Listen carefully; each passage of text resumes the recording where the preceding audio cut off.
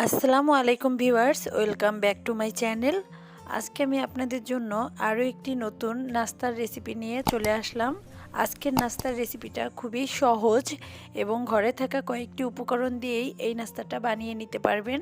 আশা করছি আপনাদের আজকের ভিডিওটি ভালো লাগবে, আর যদি ভালো লাগে তাহলে একটা লাইক দিয়ে দেবেন এবং কমেন্ট করে আপনার মতামত জানাবেন।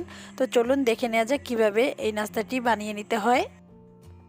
এই তো আমি নাস্তাটি তৈরি করতে চলে আসলাম। এখানে আমি মাঝারি সাইজের 3টা আলু নিয়ে নিয়েছি। এখন আমি দিয়ে দেব হাফ কাপ ময়দা।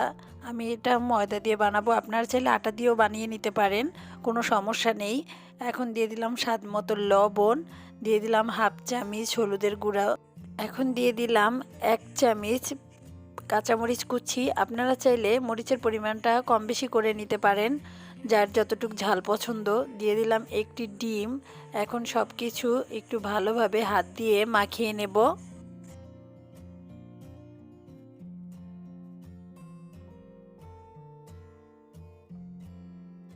সব কিছু ভালোভাবে মাখিয়ে নেওয়া হয়ে গেছে। এখন আমি উপর দিয়ে তেল দিয়ে দিচ্ছি, এতে ড্রাই হবে না।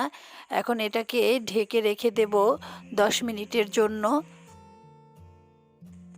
10 মিনিট পরে ফিরে আসলাম। এখন আমি ঢাকনাটা তুলে এই নাস্তাটা বানিয়ে নেব। তো এর জন্য আমি আরেকটু মথে নিচ্ছি। এটাকে ভালোভাবে মথে নিলে নাস্তাটা খুব ভালো হয়। তো আমি একটু আবার মথে নিচ্ছি। তো এখন আমি একটা ফিরিতে নিয়ে নিলাম, রুটি বানানো ফিরির উপরে।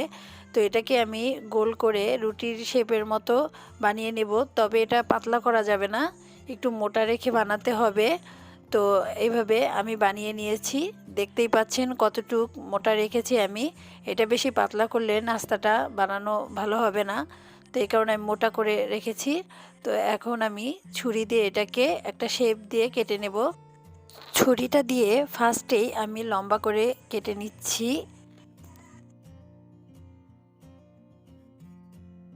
আড়াআড়ি করে কেটে দিচ্ছি।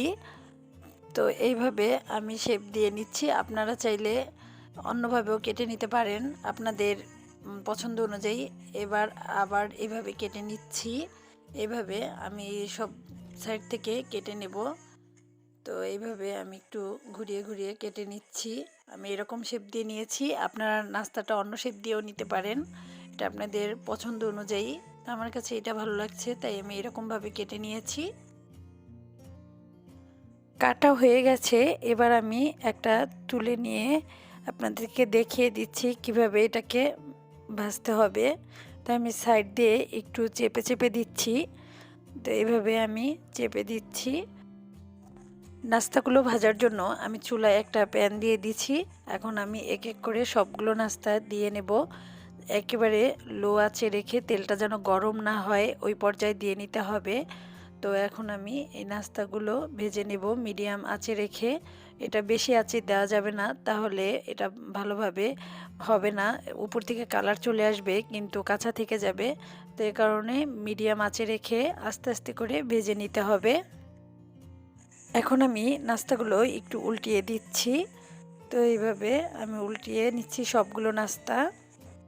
তো আপনাদের কাছে আমার একটা রিকোয়েস্ট থাকবে, যারা আমার চ্যানেলে নতুন তারা প্লিজ আমার চ্যানেলটি সাবস্ক্রাইব করে দেবেন, এবং যারা আগে থেকে সাবস্ক্রাইব করে রেখেছেন তাদেরকে অসংখ্য ধন্যবাদ।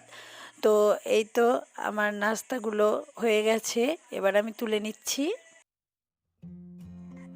এই নাস্তাটা আপনারা সকালে কিংবা বিকেলে যে কোনো টাইমেই খেতে পারবেন। এটা সস কিংবা সস ছাড়া সবভাবেই খেতে খুবই মজা হয়। তো আমার আজকের এই ভিডিওটি এ পর্যন্তই। যদি ভালো লেগে থাকে তাহলে আবারও বলে নিচ্ছি, প্লিজ আমার চ্যানেলটি সাবস্ক্রাইব করে দেবেন এবং ফ্রেন্ডস অ্যান্ড ফ্যামিলির সাথে শেয়ার করবেন। তো সবাই ভালো থাকবেন, সুস্থ থাকবেন। আল্লাহ হাফিজ।